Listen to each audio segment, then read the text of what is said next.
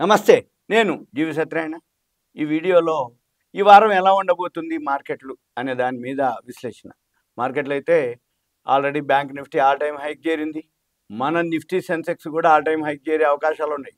ఈ వారమా దగ్గరలో ఉంది. ఎందుకంటున్నానంటే ఫస్ట్ క్వార్టర్ రిజల్ట్స్ వస్తాయి. ఆ రిజల్ట్స్ అన్నీ కూడా పాజిటివ్‌లోనే ఉంటాయి. ఇప్పుడు ఎటువంటివి లేవు.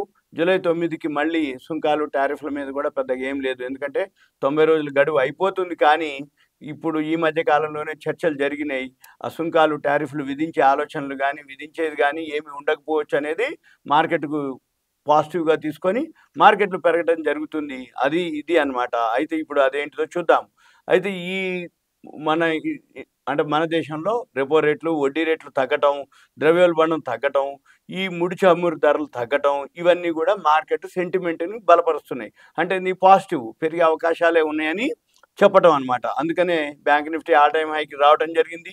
తర్వాత ఈ మే నెల ఏదైతే ఉందో డేటా వస్తుంది ఇవాళ సాయంత్రం, సోమవారం సాయంత్రం మే నెల ఐఐపి డేటా అంటారు. పారిశ్రామికోత్పత్తి డేటా వస్తుంది.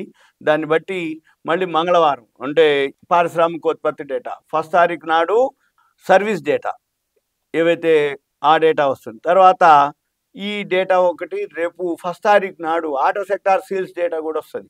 దాంతోటి ఏమైతుంది ఏవైతే ఆటో షేర్లు సేల్స్ పెరుగుతాయో ఆటో సెక్టార్‌లో ఏ కంపెనీ సేల్స్ పెరిగితే ఆ షేర్ల వరకు మళ్ళీ మూవ్‌మెంట్ ఉంటుంది. మళ్ళీ సిమెంట్ ధరలు పెంచడం జరిగింది. అదొకటి. ఈ టెలికాం షేర్లు ఇప్పుడు ఇంటర్నెట్ సేవలు, తర్వాత శాటిలైట్ తోటి టెలికాం వస్తుంది అనేది, కస్టమర్లు పెరగటం లక్షల్లో అనేది జియోకి, భారత్ ఎయిర్టెల్ అందుకని టెలికాం షేర్లు. తర్వాత లోహ కంపెనీలు ఏదైతే ఉక్కు దిగుమతులనమాట. అంటే అది కొంచెం వీక్ ఉంటదని ఉంది. చైనా నుంచి తక్కువ ధరలకే ఉక్కు దిగుమతులు వచ్చే అవకాశం ఉంది. అందుకని లోహ కంపెనీలు కొంచెం డౌన్ ఉండొచ్చనేది ఈ వారం. తర్వాత చమురు, గ్యాస్ కంపెనీలు ఏవైతే ఉన్నాయో పాజిటివ్‌గానే ఉంటాయి అనేది. ఎందుకోసమంటే ఎప్పుడైతే క్రూడ్ ఆయిల్ ధరలు తగ్గిందో దానికి ఇది పాజిటివ్ అనమాట. తర్వాత FMCG fast moving consumer goods ఏవైతే షేర్లు ఉన్నాయో అవి కూడా పాజిటివ్‌నే ఉంటాయి. ఈ దేశీయ, అంతర్జాతీయ పరిణామాలు సానుకూలంగా ఉండటం, ద్రవ్యోల్బణం తగ్గటం, అగ్రికల్చర్‌కి అనుకూలంగా ఉండటం, ఏవైతే మాన్సూన్స్ ఉన్నాయో, వర్షాలు ఉన్నాయో, ఋతుపవనాలు ఏవైతే ఉన్నాయో వాటన్నిటితోటి ఎఫ్ఎంసీజీ సెక్టార్ పాజిటివ్‌గా ఉంటుంది. వీటితోటి ఐటీ కంపెనీలు ఒక శ్రేణికి కొంచెం అటు ఇటుగా ఉండొచ్చు. అయితే ఇప్పుడు రిజల్ట్స్ స్టార్ట్ అయినాయి. First quarter results. ఈ ఫస్ట్ క్వార్టర్ రిజల్ట్స్ ఏదైతే మొన్న కాగ్నిజెంట్ ఒకటి రావడం జరిగింది. పాజిటివ్‌గానే ఉన్నాయి.